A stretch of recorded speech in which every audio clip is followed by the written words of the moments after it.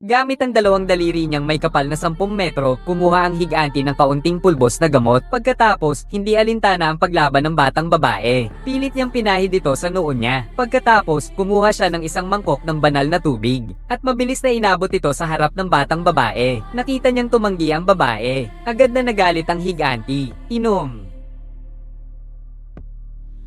Nakita ng batang babae at wala siyang magawa kundi inumin ito. Hindi inaasahan, pagkatapos lamang ng ilang sandali, ang dating malubhang sugatang siya ay ganap ng gumaling. Dito, napansin din ni Xiaomei na walang masamang intensyon ang higanti. Ngunit sa susunod na sandali, umalis ang higanti nang hindi lumingon pabalik. Sa gitna ng liblib na lugar, wala nang pupuntahan si Xiaomei. Kaya't nakakita siya ng isang lumang bahay sa malapit. Hindi inaasahan na ang isang lalaking kamukha ni Hawkeye ay nakarating din dito. Matapos niyang silipin ang paligid, sumunod din siya at pumasok ng may lakas ng loob. Ngunit bigla siyang sinunggaban mula sa likuran.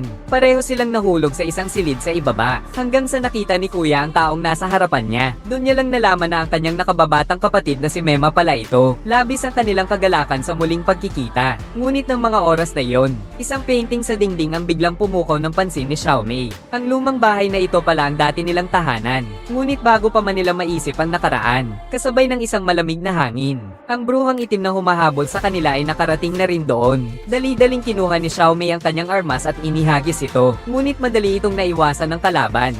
Pagkatapos, ang itim na mangkukulam ay nagwagayway ng kanyang dalawang kamay, at agad niyang isinara ang lahat ng daan ng pagtakas ng magkapatid. Ang kanilang ina pala ay dating pinakamakapangyarihang puting mangkukulam sa mundo. Ngunit isang araw, napansin niyang may panganib. Agad ipinasya ng kanyang asawa na ipalikas ang kanilang mga anak, at pagkatapos, sinalakay siya ng mga tao mula sa bayan. At doon siya pinatay sa pamamagitan ng pagsunog. At ang asawa ay pinatay ng mga baliw na residente ng baryo. Tahimik na nakatayo ang itim na mangkukulam sa gitna ng mga tao. Malinaw na siya ang may kagagawa ng lahat ng ito. At ngayon, kailangan lang niyang makuha ang puso ni Xiaomei. Sa ganitong paraan, magiging pinakamakapangyarihan siyang itim na mangkukulam sa buong mundo. Upang protektahan ng kapatid na babae, agad na kumilos si Chenga. Ngunit hindi inaasahan, tinaga siya ng itim na mangkukulam sa tiyan. At pagkatapos, itinulak si Chenga papasok sa basement. Si Xiaomei ay sapilitang dinukot ng isang itim na mangkukulam. Hindi niya alam kung gaano katagal ang lumipas. Ang sugatang si Chenga ay biglang nagising. Nakita niya ang magandang babae sa kanyang harapan. Biglang napansin ni Chenga ang kanyang mga sugat, ay tuluyan ng gumaling.